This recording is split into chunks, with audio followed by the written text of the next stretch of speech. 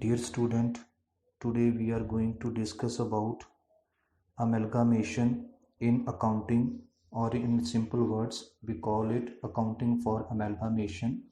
In this presentation I elaborate on meaning of amalgamation, what are the advantages and disadvantages of amalgamation, why companies are going into amalgamation. So let's discuss about the meaning of amalgamation. Amalgamation is nothing but when the situation when two or more companies becoming one, whereas absorption is the process in which one powerful company take over the control of the weaker company. So in amalgamation, a new company is formed which is strong, stable and large company which form a unique name, logo, identity and existence. You can see in this slide example of amalgamation. Company A is amalgamating company. Company B is also an amalgamating company. When these two companies coming together and they amalgamated into new company, the new company is called AB Company Limited. So for example, Maruti Company plus Suzuki, that is Maruti Suzuki India Limited, Tata Sons and AI Group of Hong Kong become Tata AIG Life Insurance. So according to Accounting Standard 14, amalgamation describing the nature of merger and the nature of purchase. When we call in the nature of merger, then that is pooling of interest and liabilities is done, but also of the shareholders' interest, that there is no change in the book value of the asset. In the nature of merger, under nature of merger, 5 conditions you have to satisfy. All the assets and liability of vendor company become the asset and liability of purchasing company. All the shareholders whose paid up share value is not less than 90% become the shareholder of purchasing company.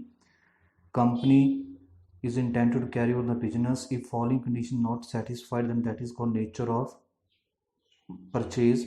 Then what are the benefits of amalgamation? It can reduce the overall business cost. It establish management cost.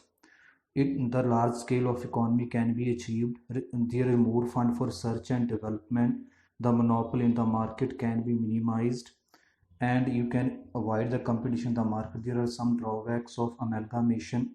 Ultimately, when two companies are coming together, then the identity of the old company is going to cease. The goodwill of old companies are also going to decrease because new company came into existence. The management to control the affair of company, that's become difficult. So amalgamation bring monopoly in the market, which is again against the interest of consumer. So now let's discuss about purchase consideration according to Accounting Standard 14. It means when the transferee company pays something to the transferor company for purchasing its assets and liabilities. That amount is called purchase consideration, that can be paid in the form of cash or in the form of assets or share transfer from one company to another company. Then purchase consideration can be computed in the 4 ways. First one is lump sum payment method, that is the actual amount paid by the transferee company to the transferor company. Second one, net asset value method. Under this, purchase consideration is equal to value of asset taken over minus value of liabilities undertaken. Then if aggregate value of asset is not given, then that is value of book value of asset. Next one is net payment method. Under this net payment method, first you have to compute amount of equity shares, that is computed by number of shares into issue price, or you can say face value of shares, amount of preference share, that is and along with amount of debentures.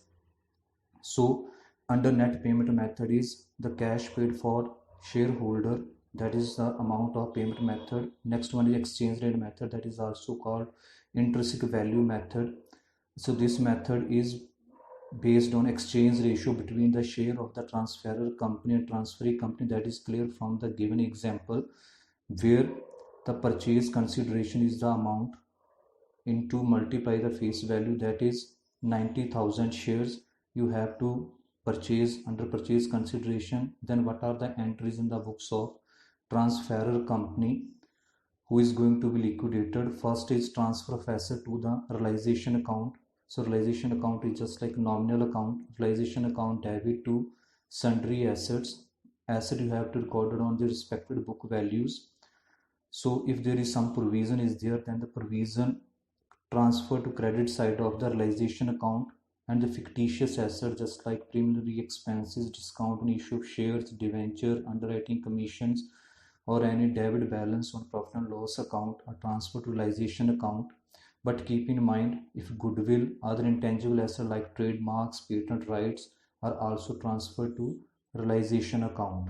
Similarly, cash in hand, cash at a bank are also transferred to realization account. Then second entry regarding bill, transfer of outside liabilities to the realization account. Then sundry liability account debit to realization account. Would keep in mind undistributed profit, journal reserve, capital reserve, and any other reserve is not transferred to the realization account on the purchase consideration become due. Then entry will be transfer account debit to realization account. And next one is payment of a liability note taken over by the transferee company, realization account debit to bank. In case of premium or discount, if premium, then realization account to preference shareholder account. For discount, reverse the entry preference shareholder account to realization account. Liquidation expenses is paid by the transferee company, then no entry. If by transfer company, then realization account debit to bank account. So in this way you can pass the entry. The next one for this, if profit and loss arising on realization account, then for profit realization account debit to equity shareholder account. If loss is there, then equity shareholder account debit to realization account. And in the last, if purchase consideration received by the transferor company from the transferee company, then that is bank account debit. If share, then share in transferee company debit, debenture to transferee company account. Then thereafter, transfer of equity share capital, accumulated profits and reserve to equity shareholder account. Then all the funds we are transferring, debit them. If there is surplus, then P&L appropriation surplus account debit, and whole the amount is credited in the accounts of debit the receiver to equity shareholder account. So in this way you can pass the entry for equity share, accumulated profit and others. Then thereafter, if some loss is there in equity, then you can also pass the entry. Then thereafter, payment to equity shareholder, when we make the payment to equity shareholder, then debit the receiver account debit to equity shares in transferee company, to preference shares in transferee company, to debentures in transferee company. If the payment is made in cash or by check, then to bank account. Then in the books of transferor company, we prepare three accounts. One is realization account, second one is transferee company account, and third one is equity shareholder account. Whereas realization account is nominal in nature, all the expenses and losses and all the incomes and gains are shown in this. Then books of transferee company, then transferee company can be prepared in the books of nature of purchase and nature of merger. First we discussing the nature of purchase. So when purchase consideration is due, business purchase account debit to liquidator of the transfer account. Asset and liability are recorded, then all asset debit to liabilities. If goodwill, then debit. If there is balance on credit side, then to capital reserve or to business purchase account. Then you have to keep in mind three things where you passing the entry for assets and liabilities. All the assets and liabilities are recorded at book agreed value, not on the book value. If purchase consideration is more than the net asset, then difference should be debited to goodwill account. And the reverse the case, if purchase consideration is less than the net asset, then the difference shall be credited to the capital reserve account. And thereafter, payment of purchase consideration is made in that case, but entry be pass liquidator of transfer company account debit to equity share capital, to preference share capital, to debenture, to bank account. Keep in mind any discount on issue of share or debenture, that will be debited to discount on issue of share and debenture account. If paid on premium, then in difference with and transferee company is newly formed, then payment of company formation expenses made, preliminary expenses account debit to bank account. If in the question goodwill and capital reserve account is given, then goodwill should be written off by debiting to capital reserve account. Then what we have passed entry capital reserve account debit to goodwill account. And last, the payment of liability by the transferee company via pass the entry. Then books of transferee company. In the case of merger, first you have to make for purchase consideration due business purchase account debit to liquidator of the transferor company. Second, for recording assets, liability and reserve and surplus, all assets debit, individually pass the entry to sundry liability individual, to business account, to reserve account, to profit and loss account if surplus there. Then keep in mind, asset and liabilities are recorded at the book value. If purchase consideration is more than the share capital of the transferor company, then that is transferred to capital reserve. If purchase consideration is less than the share capital of the transferor company, then difference is the capital profit and that is credited to the capital reserve account. So I hope so you understand the content of the presentation. Then third one is payment of purchase consideration. Similar entry to pass out earlier we are passed in nature of merger.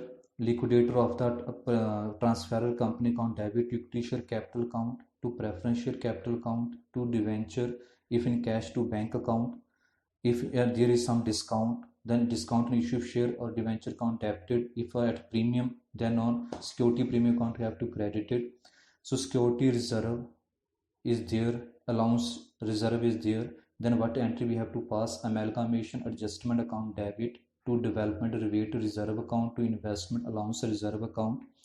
So there will be no and reverse is not required. If there is reserve are not there, then you have to reverse the entry in that particular situation.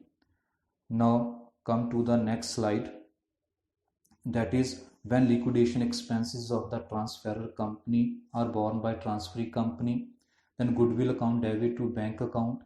And next case, transferee company is a new one and expenses paid by the company itself, then preliminary expenses account debit to bank. If in the question goodwill and capital reserve are given both, then goodwill is written off against the capital reserve. You can do that. At the conclusion, amalgamation is one of the two that can help companies avoid competition among them and add to the multitasking offering. It is for the mutual advantage of the acquired company. So thank you for listening, and I hope so you understand about the basic meaning of amalgamation or accountings of amalgamation.